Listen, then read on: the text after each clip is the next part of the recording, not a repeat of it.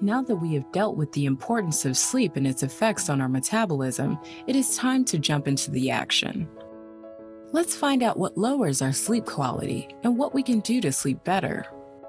Let's start with the most important factor, daily circadian rhythms, meaning mostly activity, eating, and sleeping regularity. As we've discussed, human biology has developed a strong need for circadian rhythms throughout millions of years. We can't expect it to change in a couple of human generations. What should you do? Strive to create routines that help improve sleep regularity. Even if you'd sleep only 6 hours every night, sleeping regularly helps a lot as it gives our brains an option to regulate important physiological processes on a daily schedule. What to do? Schedule and finish your evening chores at the same time on most nights. Take 30 to 60 minutes to relax before going to sleep. Watching TV or going through your Facebook feeds aren't the best options. Meditating, reading, listening to music or audiobooks, yoga, etc. are much better options. Go to bed at the same time every night. Don't diverge from that time more than an hour, even on weekends. Wake up at the same time every day. The same principle applies. Don't diverge from that time. It's covered in the nutrition section, but eating regularly helps stabilize your hormonal and nervous system, which in itself improves sleep quality and regularity. Many of us work night shifts. Is there anything you could do? Yes, you could talk to your employer about getting as regular shifts as possible. You could strive for regularity in your daily routine even though you work shifts. And if you truly consider your health important, look for a daily job. We, as humans, aren't meant to be awake at nights. It's a glitch of society. Okay, we've got our circadian rhythm in order, but there's still not good quality or enough sleep. What next? The next thing on our list is so-called sleep hygiene. What it basically means is creating the best conditions for quality sleep. Sleep hygiene must not be underestimated since it's the second most important factor in sleep quality and length. Let's go over the most important things that affect your sleep hygiene. There are tens or maybe hundreds of things altogether. You should research the subject more if it is a challenge for you. Temperature. Our hormonal and nervous systems react to outside conditions much more than we realize. When we talk about sleep quality, temperature is one of the most important factors. Once again, it comes down to biological circadian rhythms. Just like in our caveman days, when the sun went down, the temperature of the air went down, and it signaled our brains to secrete melatonin to get us sleepy. We should use this physiological reaction and keep our sleeping environment a couple of degrees colder than the daily living environment. Taking a shower or bath or going for a walk also works to lower the body temperature. Obviously, for sleep to be good quality all night, the temperature should be lowered for the whole duration. There is debate about perfect temperature, but for most people it is around 18 degrees Celsius or 64 degrees Fahrenheit. Sound. This is an obvious one. Whenever possible, try to isolate your sleeping environment from outside noise. Using earplugs might be an option if this is not possible.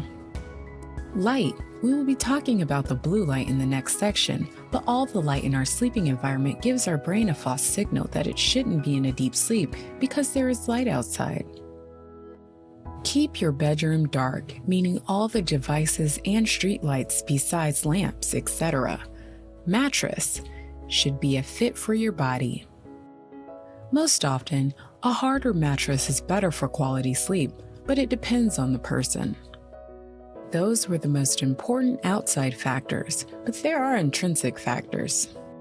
If you want to sleep better, ditch the evening booze and save alcohol for special occasions. Only use caffeinated drinks and products like coffee, black tea, energy drinks, and fat burners in the daytime before 4 p.m. Don't take regular or long daily naps. Take max 30-minute power naps if necessary and before 2 p.m. Don't have sex on the expense of sleep, at least not too often. Don't do anything heart rate elevating 4 to 5 hours before bedtime. Don't do anything else in bed besides sex and sleep. Besides taking care of daily rhythm and sleep hygiene, there are many other things that affect our sleep. Let's go over those briefly. Stress. Most of us have stayed awake at some point in our lives for some kind of stress. It even might have been positive excitement. Staying awake a couple of nights is no big deal, but it becomes a problem when stress keeps us from sleeping for weeks or even months. In those cases, we mostly turn to doctors to prescribe us sleeping pills.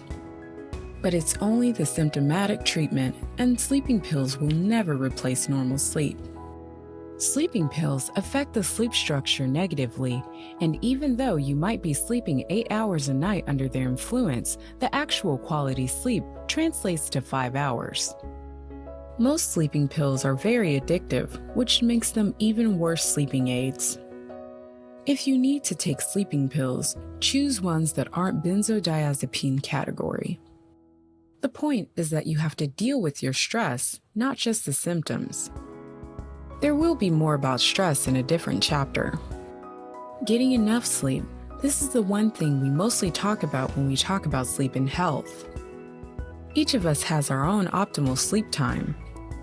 For most of us, it's around 8 hours, very rarely it's below 7 hours, and over 10 hours naturally. Sleeping too little is like being a little drunk. One can't really tell a difference, but the effects might be catastrophic. Sleeping 1 to 3 hours too little every night for years takes off years from your life and destroys your metabolism and brain function. How do you sleep more if you have been on the same schedule for years? It's a slow process. You should create a 3 to 6 month plan for yourself, and after the priorities have been taken care of, sleep rhythm, hygiene, etc., you should start adding 10 to 20 minutes per week to your sleep. It isn't easy and won't happen every night, but over time, it will improve your sleep quality and quantity a lot. Just stick to the plan. Blue light. Blue light is the blue spectrum of the light. It has been shown to suppress normal melatonin secretion in studies. Melatonin is the hormone that signals to the brain to get sleepy. So it's natural that the more blue light we are exposed to before bedtime, the more it suppresses the normal sleepiness. Where does it come from? Mostly from screens, smart devices, and TV, but also from regular lights. The best thing you can do is dim the lights and minimize your screen time 3+ hours before bedtime. The second best thing is to add a blue light filter to your devices. There are many good apps out there for this, most of them free. Automate the app to start filtering the blue light every evening. You'll soon start to fall asleep much more easily and naturally. This was our short overview of improving your sleep quality and quantity. Never underestimate its effects on your health and overall well-being. Working on your sleep, even if you feel like you are sleeping good enough, is one of the best investments you can make into improving your quality of life. It's a long process and can't be rushed. Make a plan for yourself and stick to it. After some months, you might not recognize the new, energetic, and happy you.